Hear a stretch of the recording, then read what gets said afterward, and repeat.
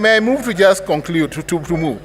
Mr. Speaker, sir, the presidency of this country, and we have moved under Articles 145 to 150 of the Constitution to impeach the Honorable Deputy President.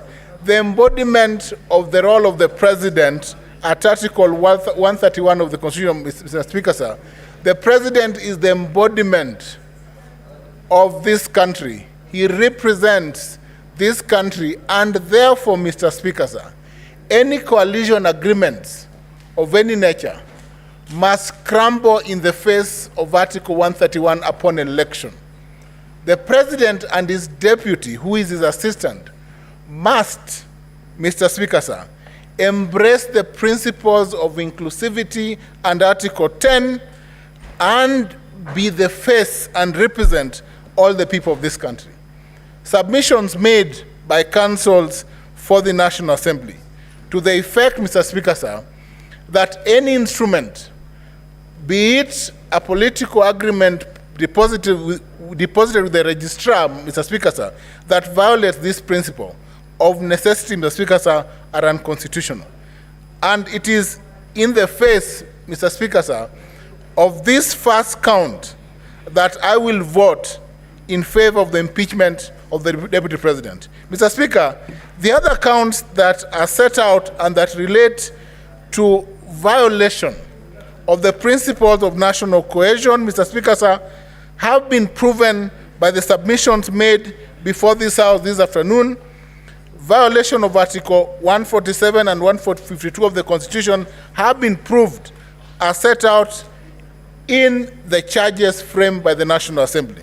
Mr. Speaker, for the first time, let me say this, that this country must pull together in one direction.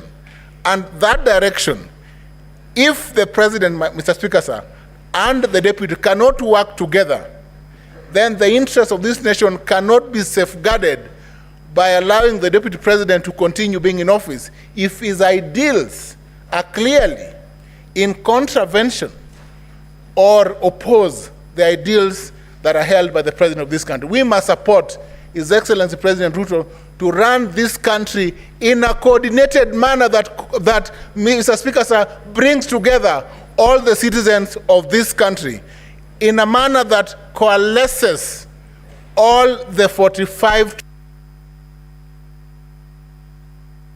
Senator Tabitha Karanja.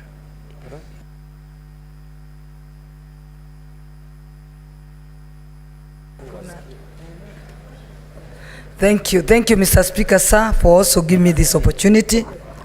And I want to take this opportunity and convey my pole to the Deputy President, and we wish him a quick recovery.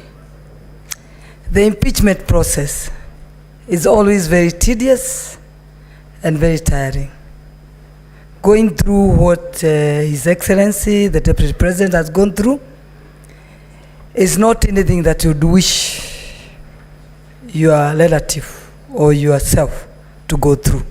So we tell him pole, and we wish him a quick recovery. Would have wished if he was here, at least when the senators are talking, he can represent himself. But unfortunately, the procedure must go on because we are time-bound. In this leadership, we must make decisions for the people of Kenya. As myself, Tabitha Karanja, the Senator of Nakuru County, I pray to God to give me wisdom to make the right decision for my people. I represent a county that is a home for 42 tribes. Nakuru represents Kenya. Meaning, I must make the right decision to ensure that there is peace in our county. But I want my Nakuru people to trust me, Nakuru people, the people I represent, that I will make the right decision for them.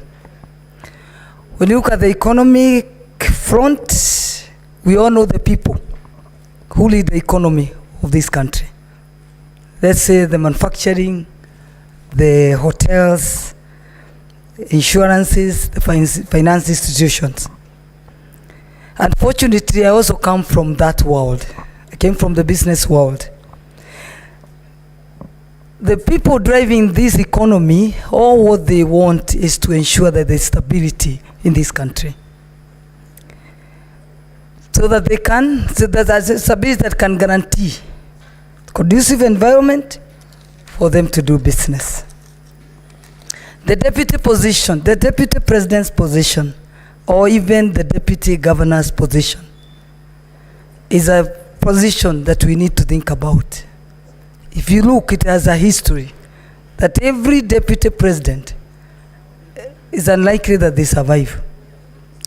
But we need to have the firing and hiring to be given to the same person that hires. Rather than having those people bringing, after firing, they want to fire, they bring them to the floor of the Senate. I wish we can go back to the Moi regime, where they used to be sacked and nothing changes. They hire as another one tomorrow, the following morning. Fortunately, the political formation in this country have representation from different communities. I know we are all asking where we are, but when the boss says he doesn't want the person that is hired, a manager, it is very, very hard to say that you can save that person, because even if you save him, where is he going to work? He may even find the offices are locked. So I think you make the right decision to ensure that this country moves, because all what we are looking for is stability of this country. And I know when I'm in this floor, if we're unlikely that we don't save the deputy president of the Republic of Kenya, the one we have, that deputy president came from one community. I just pray that that position will be returned to the same community. Thank you, Mr. Speaker, sir. Asante. Senator Okoit Omtata.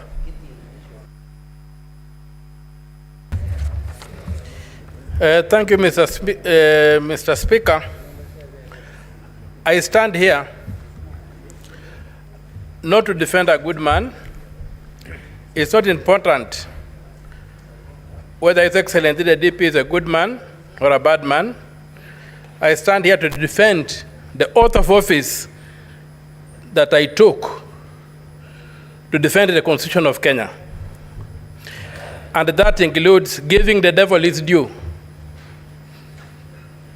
When the people of Kenya, during public participation, were screaming Kufa Makanga, Kufa Ndereba, they were opposing selective prosecution.